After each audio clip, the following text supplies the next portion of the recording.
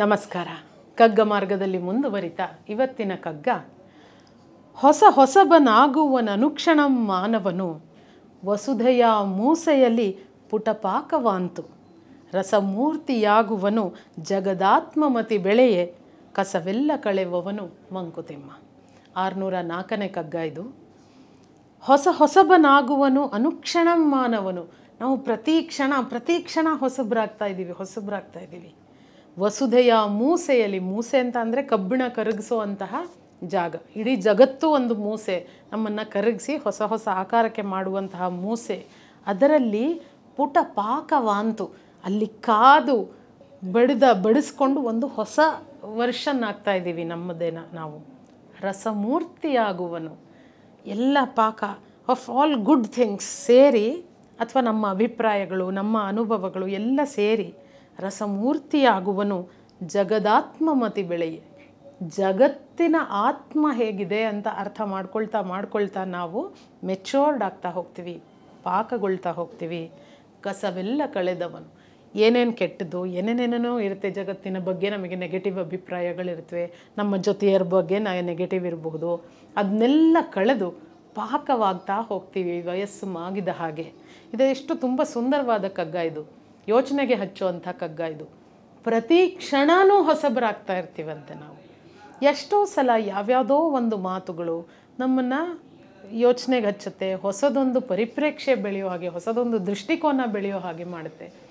ನನ್ನ ಸ್ನೇಹಿತರೊಬ್ಬರು, ಒಬ್ಬ ಖ್ಯಾತ ಕಿರುತೆರೆ ನಟ, ಅವರು ವಸಂತ್ ಕುಮಾರ್ ಅಂತ, ಅವರು ಒಂದು ಸಲ ನನಗೆ ಹೇಳಿದರು. ನಾನು ಯಾವಾಗಲೂ ಹೇಳಿದ್ನಂತೆ, ಅದು ನನಗೂ ಗೊತ್ತಿಲ್ಲ, ಮರ್ತೋಗಿದೆ. ಎಲ್ಲ ಹೇಳ್ತಾರೆ ಸರ್, ಯಾರು ಕೇಳಿಸ್ಕೊಳ್ಳೋರಿಲ್ಲ, ಬರೀ ಹೇಳೋರೇ ಜಾಸ್ತಿ ಜನ ಇರೋದು ಅಂತ ನಾನು ಅಂದಿದ್ನಂತೆ.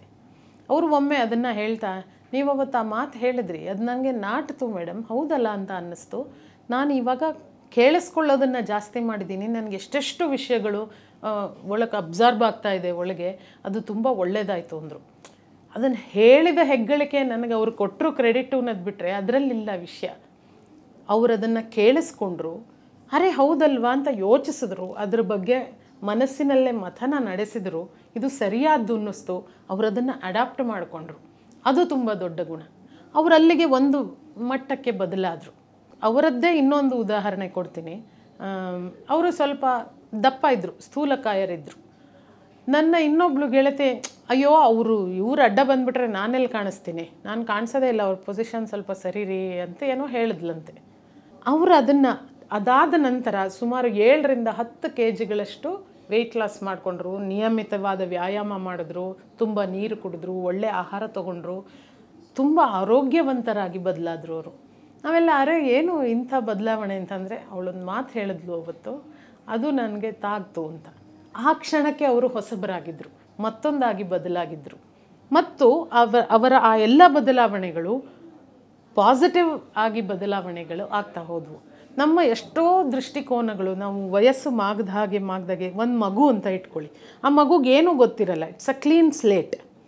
ಬೆಳೀತಾ ಹೋದಂಗೆ ತಂದೆ ತಾಯಿ ತೇಜಸ್ವಿ ಅವರ ಅಣ್ಣನ ನೆನಪಿನಲ್ಲಿ ಬರೀತಾರೆ, ಅಪ್ಪ ಅಮ್ಮ ನನಗೆ ಈ ಜಗತ್ತಿನ ವಿಸ್ತರಣೆಯಾಗಿ ಕಾಣಿಸಿದ್ರು ಅಂತ.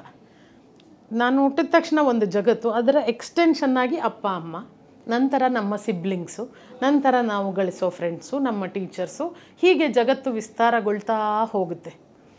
ಓವರ್ ದ ಪೀರಿಯಡ್ ನಾವು ಜನಗಳನ್ನು ನೋಡ್ತಾ ಬೇರೆ ಥರದ ಬೇರೆ ಬಿಹೇವಿಯರ್ನ ಜನಗಳನ್ನು ನೋಡ್ತಾ ಗ್ರ್ಯಾಜುವಲಿ ಒಂದು ಸ್ಥೂಲವಾಗಿ ಒಂದು 5-6 ಪ್ಯಾಟರ್ನ್ಗಳೊಳಗೆ ಜನಗಳನ್ನು ಫಿಟ್ ಮಾಡೋಕ್ಕೆ ಶುರು ಮಾಡ್ತೀವಿ. ಅಷ್ಟೇ ಇರೋದು. ಇವರಿಲ್ಲ ಈ ಥರ ಇರ್ತಾರೆ, ಹೀಗೆ ಒಂದು 5-6 ವರ್ಗಗಳಲ್ಲಿ ನಮ್ಮ ಮನಸ್ಸಿನಲ್ಲೇ ನಾವು ಅವರನ್ನು ಡಿವೈಡ್ ಮಾಡ್ಕೊಳ್ತಾ ಹೋಗ್ತೀವಿ. ಆಗ ಮನುಷ್ಯರನ್ನು ಅರ್ಥ ಮಾಡ್ಕೊಳ್ಳೋದು ನಮಗೆ ಸುಲಭ ಆಗ್ತಾ ಹೋಗುತ್ತೆ. ವಯಸ್ಸಾದವರ ಅನುಭವಕ್ಕೆ ಯಾಕೆ ಹೆಚ್ಚು ಬೆಲೆ ಅಂತ ಅಂದರೆ, ನಾನು 100 ಜನನ ನೋಡಿದರೆ ನನಗಿಂತ 10 ವರ್ಷ ದೊಡ್ಡವರು 1000 ಜನನ ನೋಡಿರ್ತಾರೆ. ಅಷ್ಟು ಜನರ ಬಿಹೇವಿಯರ್ಸು, ಅಷ್ಟು ಜನರ ಮಾತುಕತೆಗಳ ರೀತಿ, ಅವರು ಯೋಚಿಸೋ ಧಾಟಿ ಎಲ್ಲನೂ ಅರ್ಥ ಆಗೋಕ್ಕೆ ಶುರುವಾಗ್ಬಿಡುತ್ತೆ ಆಫ್ಟರ್ ಎ ಪಾಯಿಂಟ್. ಹಾಗಾಗ್ತಾ ಅದನ್ನು ಅರ್ಥ ಮಾಡ್ಕೊಳ್ತಾ ಒಳ್ಳೆಯದು ಕೆಟ್ಟದು ಅಂತ ಏನೂ ಇಲ್ಲ, ಎಲ್ಲ ಬಿಹೇವಿಯರ್ ಅಷ್ಟೇ. ಆ ಕ್ಷಣಕ್ಕೆ ನಾವು ಹೇಗೆ ರಿಯಾಕ್ಟ್ ಮಾಡ್ತೀವಿ ಅಷ್ಟೇ ಅನ್ನೋದನ್ನು ಅರ್ಥ ಮಾಡ್ಕೊಳ್ತಾ ಹೋಗ್ತೀವಿ. ಯಾರೋ ಒಬ್ಬರದ್ದು ನೆಗೆಟಿವ್ ಅಂತ ಈಗ ಅನಿಸಿದ್ದು ಇನ್ನು 10 ವರ್ಷಕ್ಕೆ ಅದು ಅರ್ಥ ಮಾಡ್ಕೊಳ್ಬಹುದಾದ ಒಂದು ಸಂದರ್ಭ ಅಂತ ನಮಗನ್ಸೋಕ್ಕೆ ಶುರುವಾಗುತ್ತೆ. ಇನ್ನು 10 ವರ್ಷಕ್ಕೆ ಅದೊಂದು ತಪ್ಪೇ ಅಲ್ಲ ಅಂತ ಅನ್ಸಕ್ಕೆ ಶುರುವಾಗುತ್ತೆ. ಹೀಗೆ ಬದಲಾಗ್ತಾ ಬದಲಾಗ್ತಾ ಪ್ರತಿ ಕ್ಷಣವೂ ನಾವು ಹೊಸಬರಾಗ್ತಾ ಹೋಗ್ತೀವಿ. ಯಾರೋ ಒಬ್ಬರು ಮಾಡಿದ ತಪ್ಪು ಅದು ತಪ್ಪಲ್ಲ, ಆ್ಯಕ್ಚುಲಿ ಅದು it was just a behaviour. ಅದನ್ನು ಕ್ಷಮಿಸಬಹುದಾದಂತಹ, ಇಗ್ನೋರ್ ಮಾಡಬಹುದಾದಂತಹ ಒಂದು ಬಿಹೇವಿಯರ್ ಅಷ್ಟೇ ಅಂತ ಅರ್ಥ ಮಾಡ್ಕೊಳ್ತಾ ಹೋಗ್ತೀವಿ. ಹಾಗೆ ವಿಶಾಲ ಹೃದಯಗಳಾಗ್ತಾ ಆಗ್ತಾ ರಸಮೂರ್ತಿ ಆಗ್ತಾ ಹೋಗ್ತೀವಿ. ನಾವೇ ಯಾವ್ಯಾವುದೋ ಕಷ್ಟಗಳನ್ನು ಅನುಭವಿಸ್ತೀವಿ. ನಮ್ಮ ಬಿಹೇವಿಯರ್ ಇನ್ನೊಬ್ಬರಿಗೆ ತಪ್ಪಾಗಿ ಕಾಣಿಸಿ ಅವರು ತಪ್ಪಾಗಿ ಅರ್ಥೈಸ್ಕೊಂಡಿರ್ತಾರಲ್ಲ, ಆಗ ನಮ್ಗೆ ಅರ್ಥ ಆಗುತ್ತೆ, ಓ ಅವತ್ತು ಅವ್ನು ಮಾಡಿದ್ದು ಇದನ್ನೇ, ಅದಕ್ಕೆ ನಾನು ತಪ್ಪಾಗಿ ತಿಳ್ಕೊಂಡ್ಬಿಟ್ಟೆ ಅಂತ ಅರ್ಥ ಮಾಡ್ಕೊಳ್ತಾ ಹೋಗ್ತೀವಿ. ಹೀಗೆ ಬೆಳೀತಾ ಬಾಳನ್ನು ಪಾಕವಾಗಿಸ್ಕೊಳ್ತಾ ಹೋಗ್ತೀವಲ್ಲ, ಕಸವನ್ನೆಲ್ಲ ಕಳೀತಾ ಕಳೀತಾ ಆಗ ಬದುಕು ಮೆಚೋರ್ಡ್ ಆಗುತ್ತೆ. ಆ ಏಜು, ಆ ಫೇಸೂ ಕೂಡ ತುಂಬ ಸುಂದರವಾಗ್ತಾ ಹೋಗುತ್ತೆ.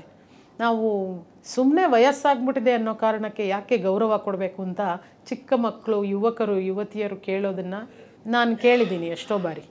ಯಾಕೆ ಗೌರವ ಕೊಡಬೇಕು? ಇನ್ನು ಅವ್ರ ಬಗ್ಗೆ ಏನೂ ಗೊತ್ತಿಲ್ಲದೆ ಇವ್ರಿಗೆ ವಯಸ್ಸಾಗಿದೆ, ಆದ್ದರಿಂದ ಅವರು ದೊಡ್ಡವರು, ಆದ್ದರಿಂದ ಅವ್ರಿಗೆ ಗೌರವ ಕೊಡಬೇಕು ಅನ್ನೋ ಸಂಸ್ಕಾರ ಯಾಕೆ ನಮ್ಮ ಸಂಸ್ಕೃತಿನಲ್ಲಿ ಬಂದಿದೆ ಅಂತ ಅಂದರೆ, ಅವರು ನಮಗಿಂತ 10 ಪಾಲು ಹೆಚ್ಚು ಜನರನ್ನು ಕಂಡಿರ್ತಾರೆ. ಅವರು ನಮಗಿಂತ ಅಷ್ಟು ಕ್ಷಣಗಳನ್ನು ಹೆಚ್ಚು ಜೀವಿಸಿರೋದ್ರಿಂದ ಅಷ್ಟು ಬಾರಿ ಅವರನ್ನವರು ಹೊಸದಾಗಿ ಹುಟ್ಟಿಸ್ಕೊಂಡಿರ್ತಾರೆ, ಹೊಸದಾಗಿ ಮಾರ್ಪಡಿಸ್ಕೊಂಡಿರ್ತಾರೆ, ಹೊಸ ಹೊಸ ಪರಿಪ್ರೇಕ್ಷ್ಯಗಳನ್ನು ಕಂಡಿರ್ತಾರೆ, ಬದುಕನ್ನು ಅರ್ಥೈಸ್ಕೊಂಡಿರ್ತಾರೆ. ನಮಗಿಂತ ತುಂಬ ಹೆಚ್ಚು, ನಮಗಿಂತ ಅವ್ರಿಗೆ ಎಷ್ಟು ಹೆಚ್ಚು ವಯಸ್ಸಾಗಿದೆ ಅಷ್ಟು ಹೆಚ್ಚು ಅವರು ಜಗತ್ತನ್ನು ಅರ್ಥ ಮಾಡ್ಕೊಂಡಿರ್ತಾರೆ. ಆದ್ದರಿಂದ ಅವರಿಗೆ ಗೌರವ ಕೊಡಬೇಕು, ಆದ್ದರಿಂದ ಅವರಿಗೆ ಬೆಲೆ ಕೊಡಬೇಕು, ಅವರ ಮಾತುಗಳನ್ನು ಕೇಳಿಸ್ಕೊಳ್ಬೇಕು.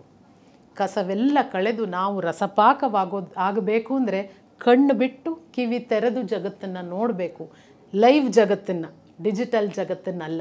ಇವತ್ತಿನ ಮಕ್ಕಳು ಅದನ್ನು ನೆನಪಿಟ್ಕೊಳ್ಳಿ. ಮತ್ತೊಂದು ಕಗ್ಗದಲ್ಲಿ ಭೇಟಿಯಾಗ್ತೀನಿ. ನಮಸ್ಕಾರ.